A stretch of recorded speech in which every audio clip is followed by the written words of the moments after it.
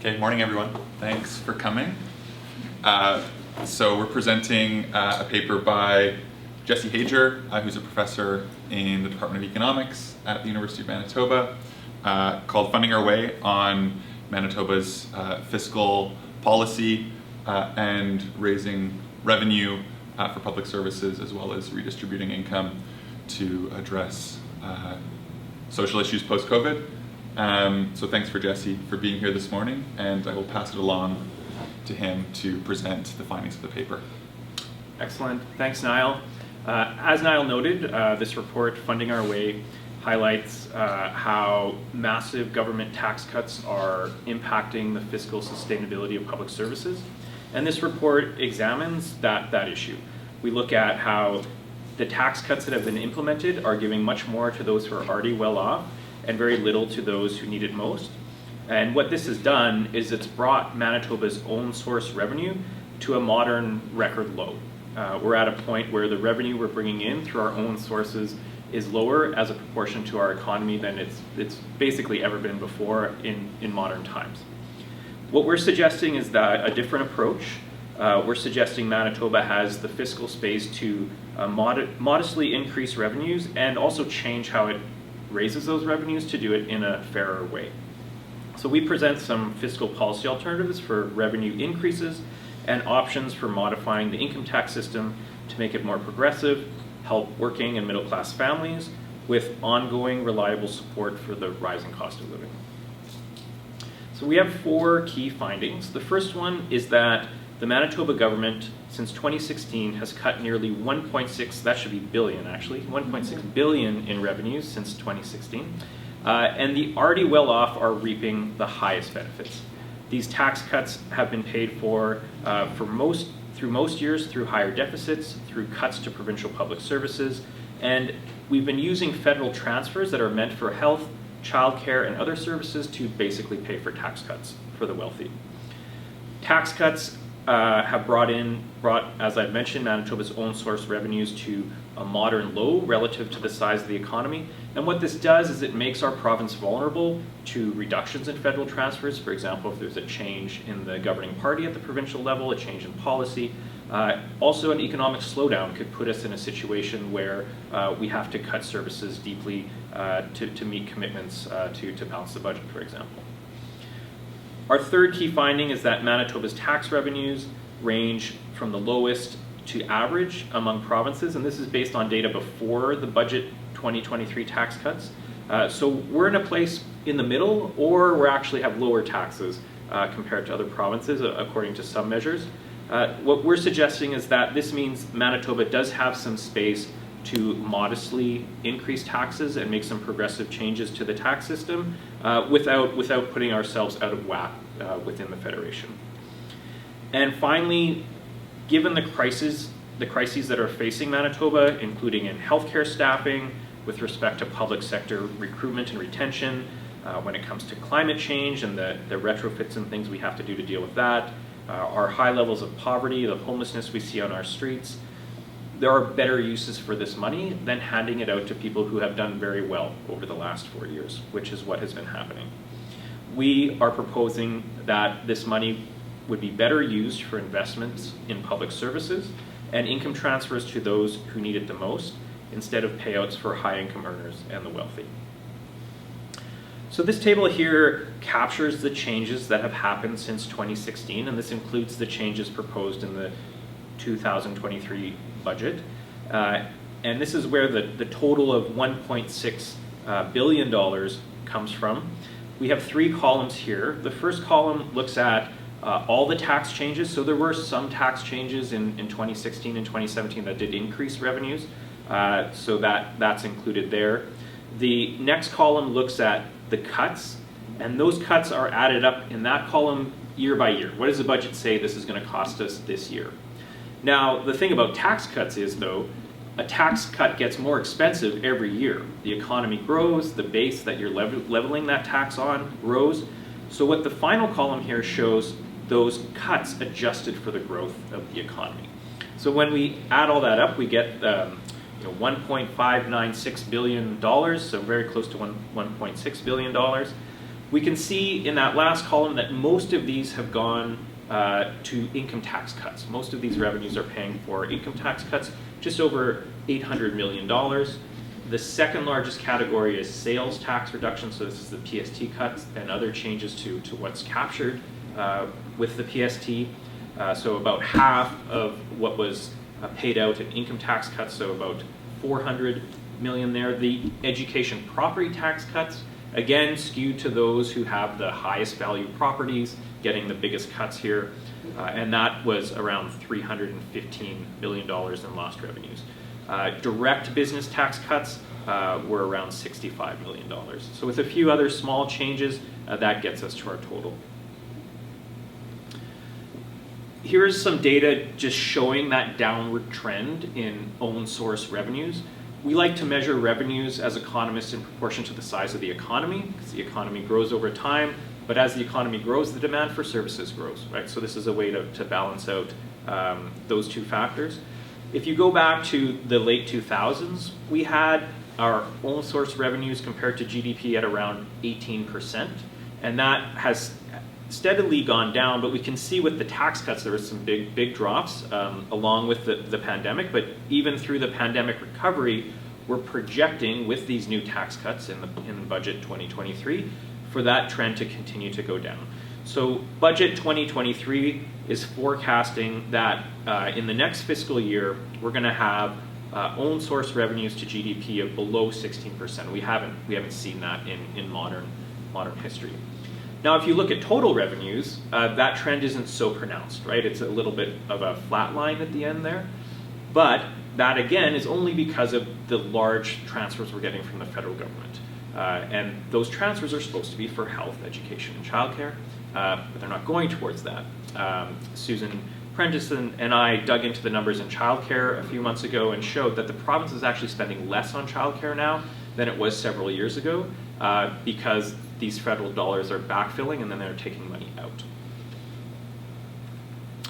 Okay, now looking at how Manitoba compares to other provinces when it comes to taxes, again, these are measures relative to the size of the economy. We don't want to look at how much we bring in tax revenue compared to Ontario, right? Because Ontario is so much bigger than us. If we look at our revenues from taxes and fees, we're 7th place, right? So we're well below the average for what we bring in there. We're about average when it comes to revenue from households. Again, this is before the large cuts in budget 2023. We're actually last when it comes to corporate tax revenue as a proportion of GDP. And we're also the only province not to tax the income of small business. Now, if we look at how we do when it comes to remediating inequality through our tax system, Manitoba generally has been a lower inequality province, and partially that's our small province. We don't have the big centers. We don't have Bay Street. We don't have the big oil and gas companies with their headquarters here. So in the past, Manitoba was the 4th lowest in terms of income inequality. So not the best by far, but better than average. But what we've seen with the changes since 2016 is we've worsened when it comes to inequality. So overall inequality's got worse, but relative to other provinces, we're actually doing even worse. So we're getting worse just by the given standard, but then we're losing ground as well compared to other places. So we've worsened now to the 5th most equal province before taxes and transfers, and then because of all the tax cuts, we've dropped even further after tax. So now we're 6th place after taxes and transfers when it comes to inequality. So we're actually losing that historic advantage that Manitoba's had as a relatively more equal province. And if you look at just how much our tax and transfer system is reducing inequality, it's reduced by 34%, which is great. That's what we want our system to do. But that was less than most other provinces. What we take from this is, again, that Manitoba could improve the degree to which our tax and transfer system is addressing income inequality. Okay, so just a little bit of an illustration here as to why tax cuts are a really bad way to give support to families who need support with the rising cost of living. This is just a simple graph where we have the net taxes that people owe. So after you get your benefits, how much taxes do you end up paying? So we get lots of benefits in Canada, whether it's the GST credit or our old age security system, the Canada Child Benefit. These are all important income sources for Canadians, and there's many, many more. So we see in general what happens is that as our income goes up, we pay more tax. Those who have the lowest income actually get more back in benefits than they pay in tax, so you can kind of think of that as a negative tax.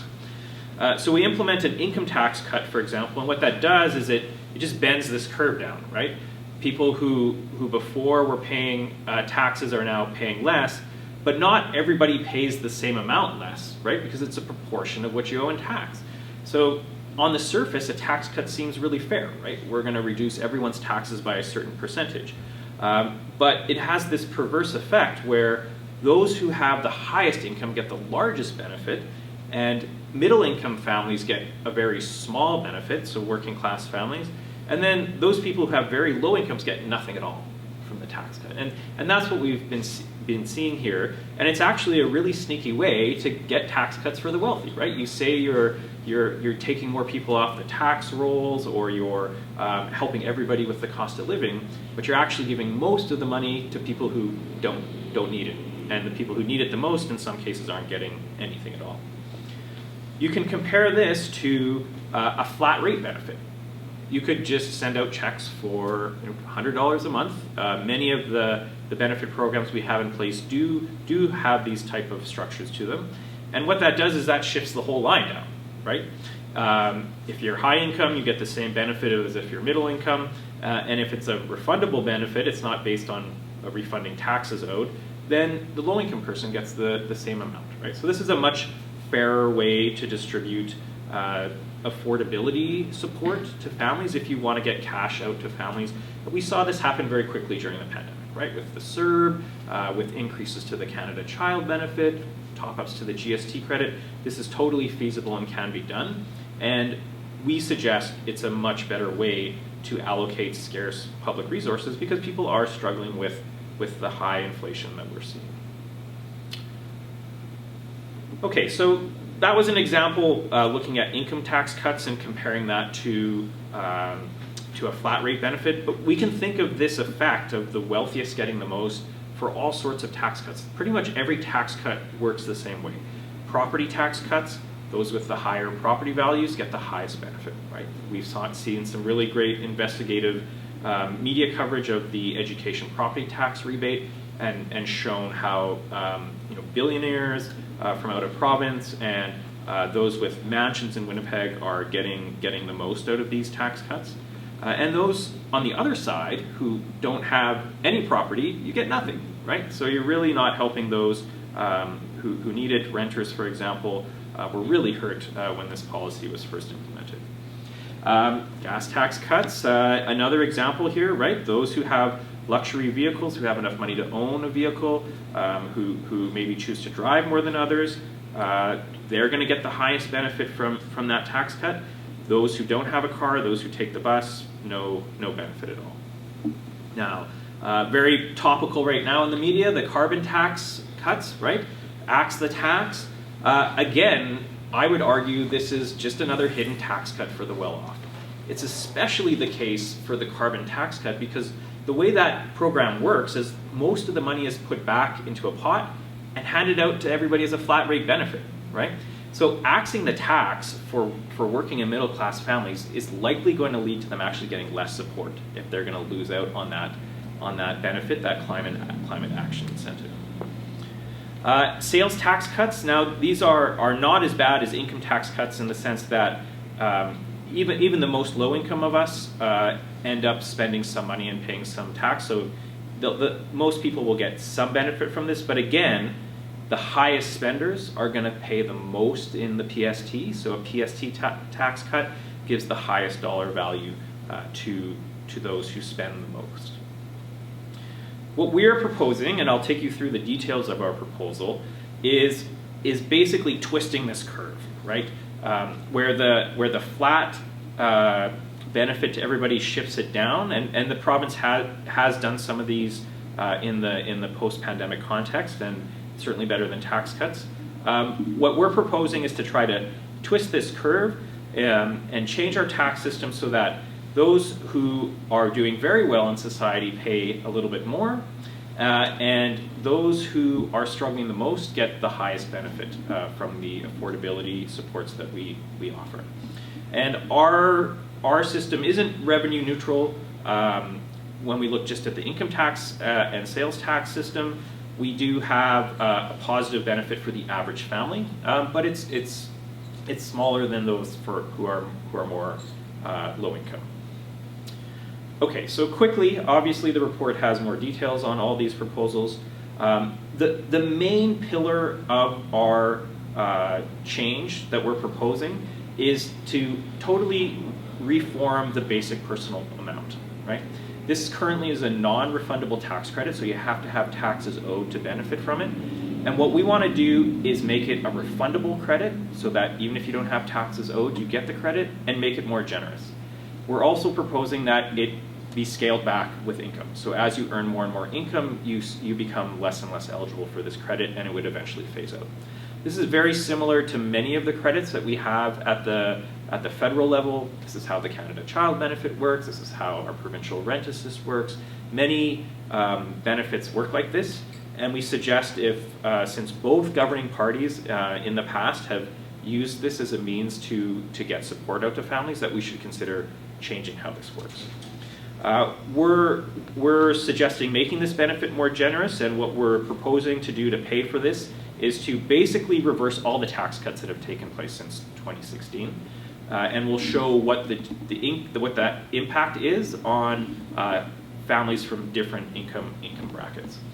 And what we're doing also is we're suggesting to eliminate most other personal tax credits at the provincial level that aren't mirrored at the federal level, including the school tax rebate, the big signature program of the previous government, and fold that into this new basic personal amount. And then this amount, what we're proposing, would be paid out monthly, and it would replace other income-tested supports like rent assist and EIA. Now, those changes would cost $256 million, and we have some proposals to raise taxes on business to make up that gap and generate some revenue for public services. But before we move on to that, I'm just going to go through here very briefly the distribution of the benefits of our proposal.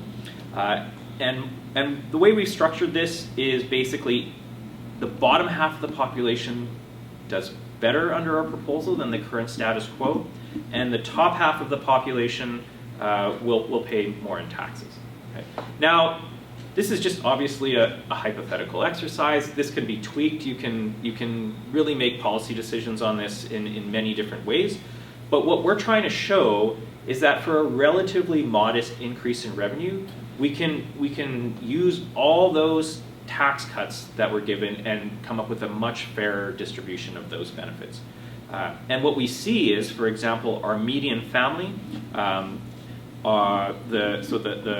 fifth decile, the middle group of the population, ends up getting almost $2,000 more a year through our system, and that's because we're not giving these tax cuts to the wealthy income earners, and that's what we're seeing here. So the top half of the distribution is losing out under this because they're no longer getting those education property tax rebates on the $1 million homes and et cetera, et cetera. So these are structured by disposable income. So these numbers are going to be on a bit lower than what people think their income is. But disposable income is just the income you have after tax and benefits from the government. Okay. So to raise some additional revenue to help cover that loss and to also generate some new revenue to invest in undoing the damage that austerity has been doing to public services, we're suggesting increasing the corporate tax rate by 1% to 13%. As I noted earlier, we're actually last in Canada when it comes to how much we're raising through the corporate income tax, so we think we can do better. We propose reversing the business tax cuts to the health and education levy that large businesses pay. Because in Manitoba, businesses do pay the PST, there would be some additional revenue generated from increasing the PST back to where it was in 2016. And we'd also eliminate the school tax rebate for corporations.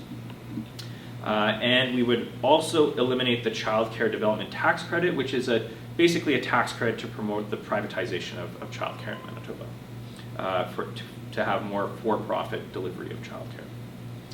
And then finally, we're suggesting looking at an additional tax on very high income homes, a mansions tax, and also making the land transfer tax more progressive. It currently does go up with the value of homes, but that was set like decades ago, and we're proposing updating that and trying to generate some more revenue from that tax as well. So this is a summary of our proposed measures and what they'll cost. As I mentioned, our income and sales tax measures do cost money because we do recognize the rising cost of living has been hard on middle-class families. We want to see that average taxpayer get some support in the current context. But we do feel like businesses can pay more, especially large corporations. Corporations during the pandemic have done incredibly well. We've seen record profits, record dividends. We think they can contribute more to helping us recover from the damage of the pandemic that we've seen socially and other public services that need support. We think corporations can give more. And our other measures on very high valued properties gives us that 67. So on average, or on net here, we generate an extra $123 million for investing in public services. Again, this is just an exercise to show the type of things you could do. The exact numbers, if there was a government that wanted to do these type of things, could pick and choose what suited their agenda, but we think these are all reasonable options for consideration. Now, just briefly, I want to highlight the case for public investment and redistribution as a policy priority instead of tax cuts.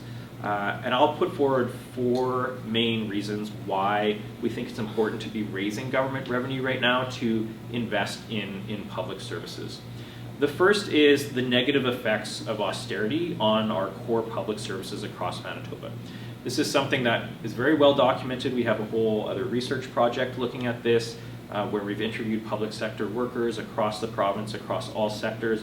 And healthcare is very well known. I think that was very clear in the last election campaign that Manitobans are upset with the state of healthcare and the cuts to healthcare, and we need to reverse those cuts and rebuild the system, both from the damage of the pandemic, but we know that damage happened before the pandemic. It was a clear government policy choice to cut healthcare, which weakened the system in the lead up to the pandemic.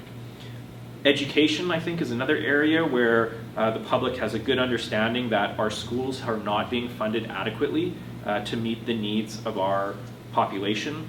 We know the pandemic has lingering effects on learning loss, and we know that impact is very unequally distributed. Right? Low-income families were hurt so much more by having schools shut down.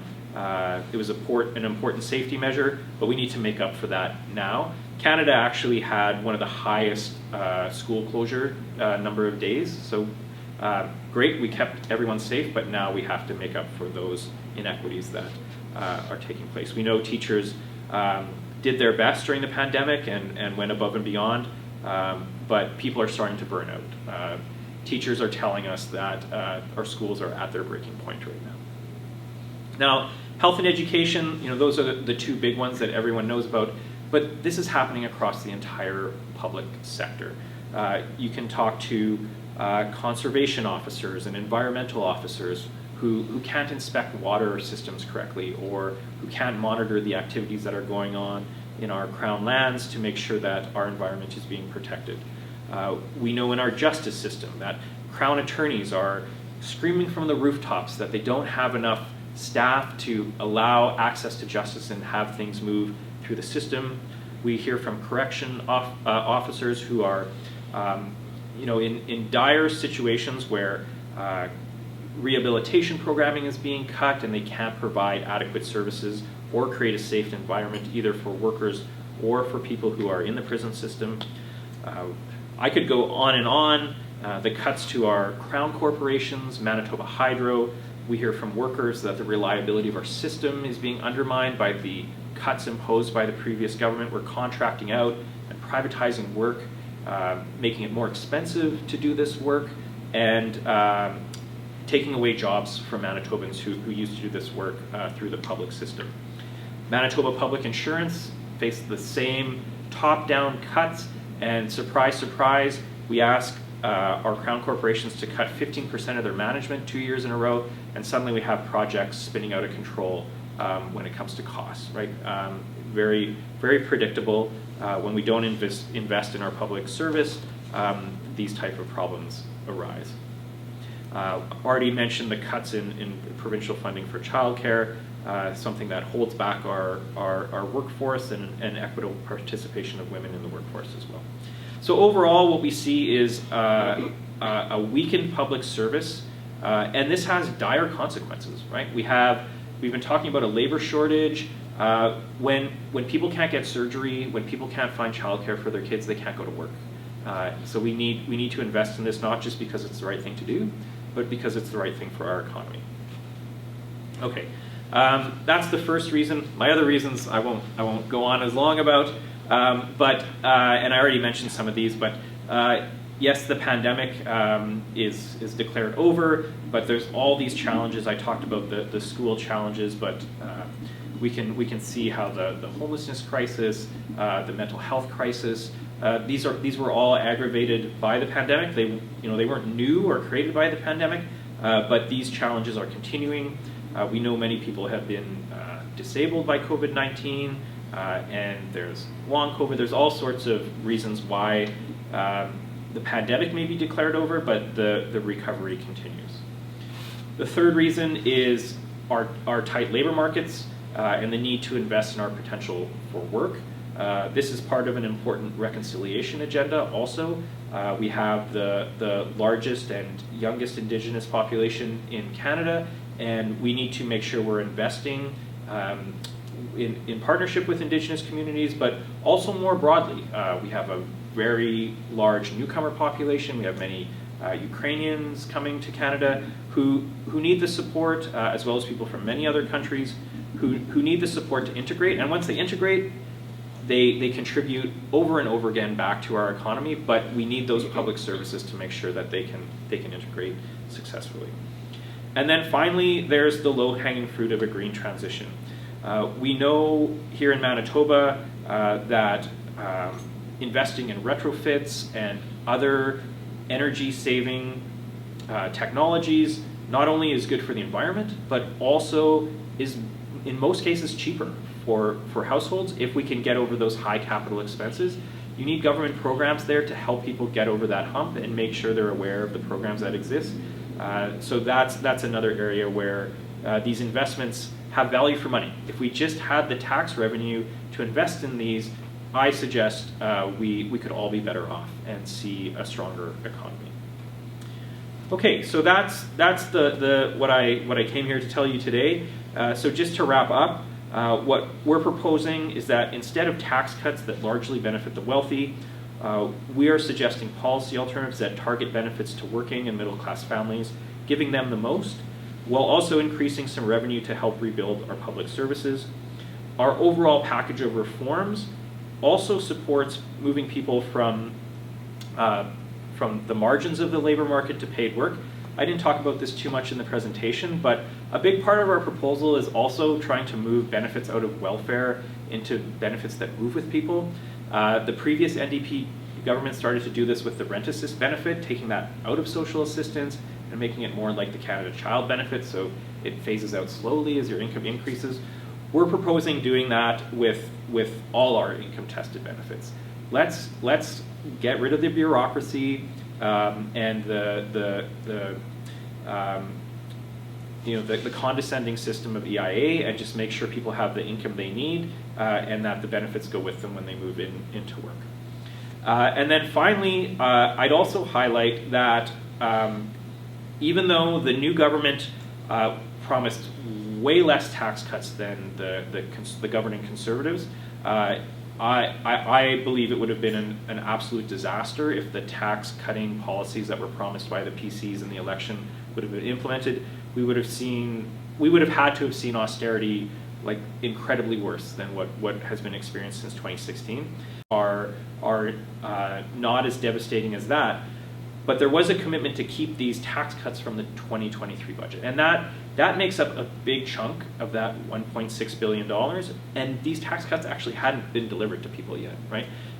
They still haven't actually been delivered to people, and I would suggest the promises that have been made to balance the budget in the first term, to keep all these conservative tax cuts, and then implement these new gas tax cuts, which are going to be very hard to take away from people once you give to them, is putting the government in a very tough position to meet its commitments on healthcare, education, and rebuilding our public services. Thank you for coming and listening to me today.